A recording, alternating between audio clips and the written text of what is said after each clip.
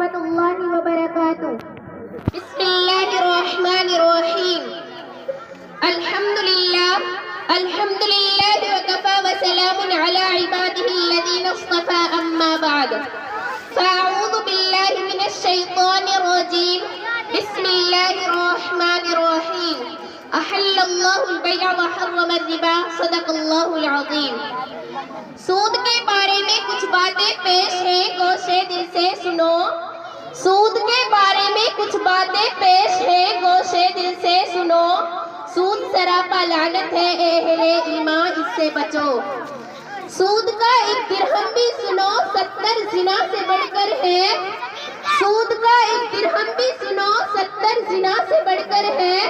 سود ہے نجس عین، سروئے سور سے بھی بدتر ہے۔ محترم حضرات، اسلام کا ایک اور امتیاز ہے کہ اس نے ہر معاملے میں اہل اسلام کی رہبری و رہنمائی کی۔ جہاں بندگی کے طریقے بتلائے تو وہیں پر زندگی گزارنے کے سلیقے بھی سکھلائے۔ جہاں اجتماعیت کے فضائل سے آشنا کیا تو وہیں پر معاشرتی و انفرادی مسائل سے بھی آگاہ کیا۔ اگر اسلامی تعلیمات کا جائزہ لیا جائے تو یہ بات اظہر من الشمس ہو جائے گی کہ اسلام نے عقل حلال کو جا بجا اجاگر کیا ہے تو ساتھ ہی ساتھ عقل حرام کو ناجائز و باطل قرار دیا گیا ہے۔ انہی باطل طریقوں اور عقل حرام میں سے ایک طریقہ سود خوری کا بھی ہے۔ محترم سامعین کرام، سود ایک ایسی وبا ہے جس سے کوئی شہر، کوئی ریاست، کوئی ملک، کوئی محلہ، کوئی خطہ تو دور کی بات ہے، ارے کوئی گلی بھی خالی نہیں۔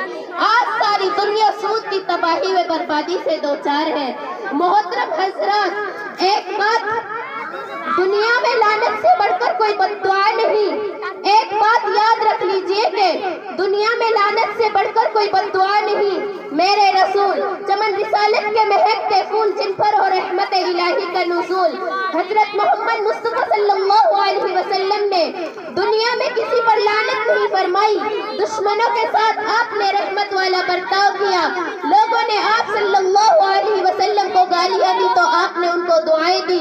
غرض کسی پر لعنت نہیں فرمائی، مگر جب سود خور کا تذکرہ آیا تو لسان رحمت للعالمین بھی یہ کہنے پر مجبور ہو گئے کہ لعن اللہ آکل الربا وموکلہ وشاہدہ وکاتبہ، کہ صرف سود خور پر اللہ کی لعنت نہیں بلکہ سود کھانے والے پر اللہ کی لعنت ہے، سود دینے والے پر اللہ کی لعنت ہے، سود پر گواہ بننے والے پر اللہ کی لعنت ہے، سودی قرض کو لکھنے والے پر اللہ کی لعنت ہے۔ غرض سودی نظام میں ملوث تمام افراد پر یکساں لعنت الہی ہے۔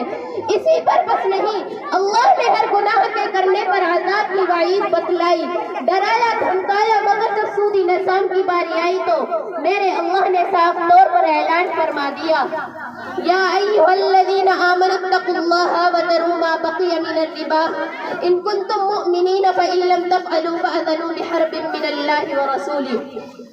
یعنی اے ایمان والو، تم اللہ سے ڈرو اور اپنے مالوں کو لگا ہوا سود چھوڑ دو اگر تم مومن ہو۔ اگر تم ایسا نہیں کرو گے تو اللہ اور اس کے رسول سے جنگ کے لیے تیار ہو جاؤ۔ اندازہ لگائیے کہ اللہ نے کتنی بڑی بات بیان فرمائی کہ اگر تمہارے اندر ایمان ہے تو سود چھوڑ دو۔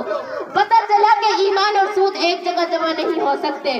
جب تک آدمی سودی نظام سے دور نہیں رہے گا اس کا ایمان بھی کامل نہیں ہے، بلکہ اللہ نے اس کے خلاف جنگ کا اعلان فرما دیا۔